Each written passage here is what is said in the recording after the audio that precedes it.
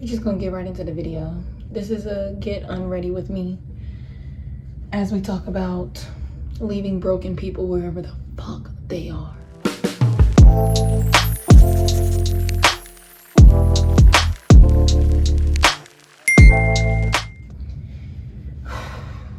Recently, reconnected with someone who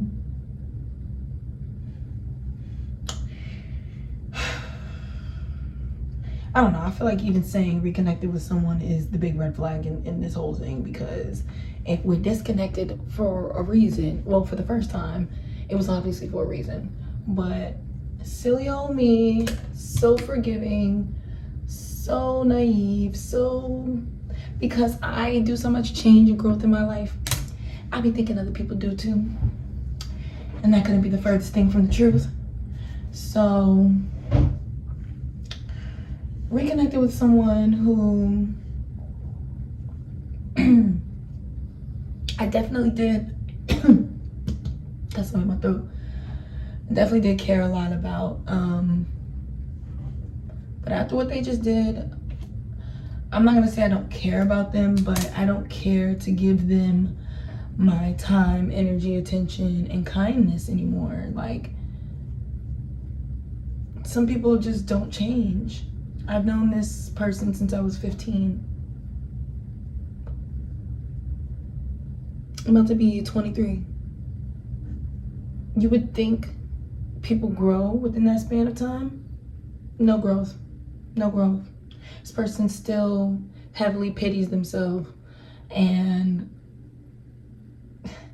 I should have saw this as a red flag, but basically he was like, oh, like, you know, the sun is out and it's shining right now because I'm talking to you, but when I get off the phone with you, everything's gonna go back to shit.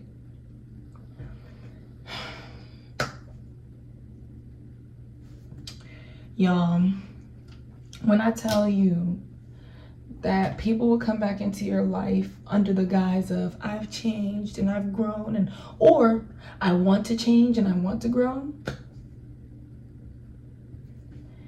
but yeah, everything that they, mind you, when he called me, he's drinking out of the bottle.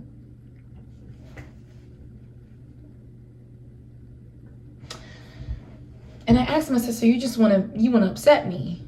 Because, and I'm not saying I want to control what you do, and as far as, you know, like I said, drinking, smoking, whatever, to each their own, but you know how I feel about that. Like, then want to say he's been drinking for 6 hours already in the day. Mind you, last night, this already happened in my dreams. This already came to me in my dreams. I am so thankful for my dreams because I am so in tune with not only myself through my dreams, but things that subconsciously I might know more about than I do in my waking life. In my dream last night, his mother, weird, I never dreamed about his mother before, but his mother sent me messages about him and how he's not a good person. So I saw a post today that was along the lines of, like, I think it said Virgo, Taurus, Capricorn, and Aquarius, after having a dream about their ex, deciding to stop talking to them. And I commented on it. I was like, that's funny because I had a dream, blah, blah, blah. I told them about the dream in the comments. And somebody was like, well, are you going to listen? And I said, I'm taking notes so that, you know, I'm not surprised when inevitably whatever happens, happens. Not even a whole day later, only a few hours later, is this nigga showing his ass. Cool. Mind you, when he called earlier, out of nowhere, he just randomly was like, oh, I'll call you back. So I'm like, okay, I don't really care. I'm already doing my own thing. I'm not, you know what I'm saying? I'm not hung up on a call or nothing like that. Like, it's not even that. It's not like we're dating, you know? He keeps being under the guise of wanting to possibly get back to that, but, you know, he keeps saying no rush, you know, no pressure, blah, blah, blah, blah, blah. So, tell me why he texted me a couple hours after he hung up, talking about some oh, can you just give me till 4 a.m. promise no BS? I said, what makes you think I'm gonna be up at 4 a.m. just waiting for you to call me? Mind y'all, it's 1 a.m. right now.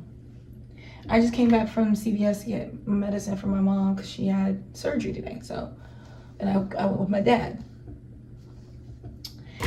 So I see him posting on his story. Mind you, I texted him earlier and I was like, when he texted me talking about wait till 4, I told him straight up, I'm like, I don't know what makes you think I'm gonna be up till 4 a.m., but it's fine. At least, you know, you gave me a heads up. Like, just try to enjoy the rest of your night. I'll talk to you some other time.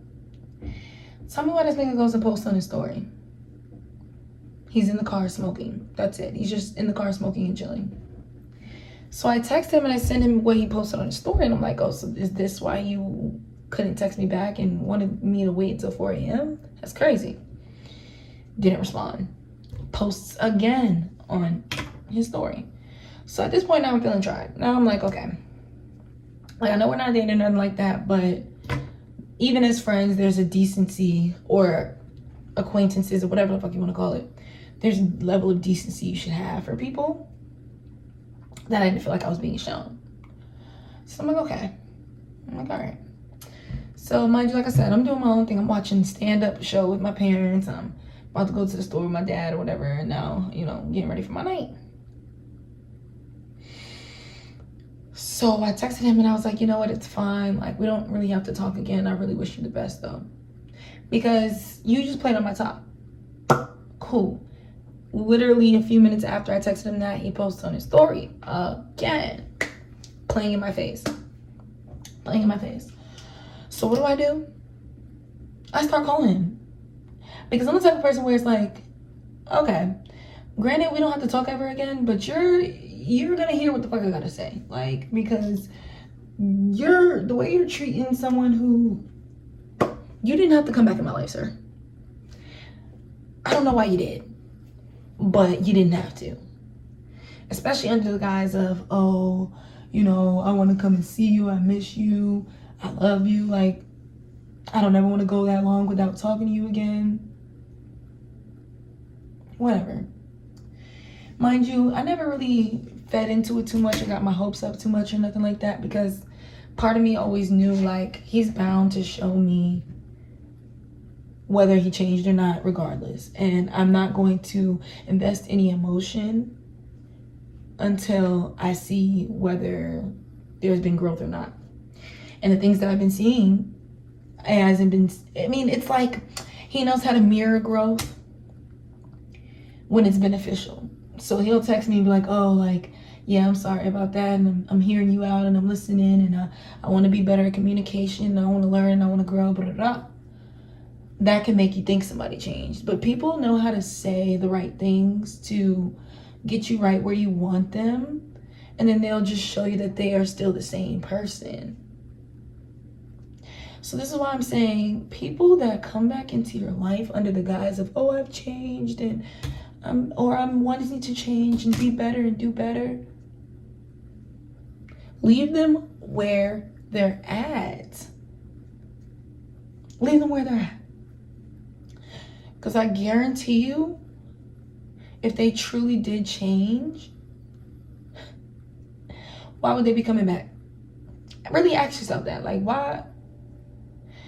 No, I can't even say that. It's not even why would they be coming back. It would be more or less, they would have come back with more action than words, right? I didn't see much action, you know? And he knew how to mirror change, you know? Started FaceTiming me. Oh, I don't even like being on FaceTime, but I'm doing it for you. Whenever people start trying to make it seem like they're doing you a favor by having common courtesy and decency, leave them alone. So yeah, that just happened, and I already made a video diary for the day, so this being a whole separate video is just, that's something. But you know, I'm just glad that I did grow within myself and change, because the amount of emotional turmoil and emotional roller coaster that this young guy has put me through back when I was 15. Things that he didn't outright apologize for, but said that he recognized where he was wrong and is growing past that, but now he's doing the same thing. I used to really damn near think I was gonna lose my mind. I thought I was in love with him. I thought he was my soulmate. I thought that, you know, he was it for me. And I've grown so much to where it's like, first of all, sir, if you think for 1 minute that I'm going to lose sleep or internalize how you're treating me as a reflection of myself, you got me fucked up. And I feel like a lot of times people come back because they see that you are growing and changing, and they don't want you to make progress. They don't want you to make progress. You know, they don't want to see you grow past being the version of you that they're attached to, and can't see you being anything different. And it's sad. It is sad. It's a sad situation, sad case, because I did speak life into this guy. I did, like I do with almost everyone, pretty much everyone. I speak life into people, and you know, I don't expect nothing from it. You take it, you leave it, it impacts you, it does whatever. It won't make or break me how you choose to handle me. And that's the growth that I've done in my life. Like, it used to make or break me. I used to feel like him doing stuff like this was a direct rejection towards me, and it's not. Like I said, that was me when I was, 15, 16, 17? I'm about to be 23. He's 24. At some point, you gotta choose better. You gotta choose to grow the fuck up. And I said what I need to say, and it's my first and last time saying it. You know, you did not have to come back into my life. Stay the fuck gone for good. And I used to shy away from saying stuff like that because I used to be like, oh, I don't want to be mean to people. I don't want to see me, and I don't want to. That's my problem. I'm sometimes too nice to where people feel like they can kind of steamroll over me. Well, not anymore. Not anymore. Because my kindness is not a weakness, it's a strength. And my kindness is not only for the service of others. I'm kind to myself as well. So me standing up for myself is me being kind, and that's my strength. Taking my kindness for weakness is a reflection of you and your lack of empathy. And I feel bad for you. But I said what I need to say. It is what it is. And yeah, leave broken people where they are. Something in me felt like he wanted me to fix him, as I always try to. It's not my job, not my burden, not my responsibility. And like I said, I'm just glad that I could see the signs beforehand so that I was mentally prepared. And I'm glad I didn't emotionally invest and kept a safe space and distance to protect and guard myself. Because when people show you who they are, you gotta believe them. So this is where I'm ending this video because I don't have any more storage. Thanks for joining me again. And until next time.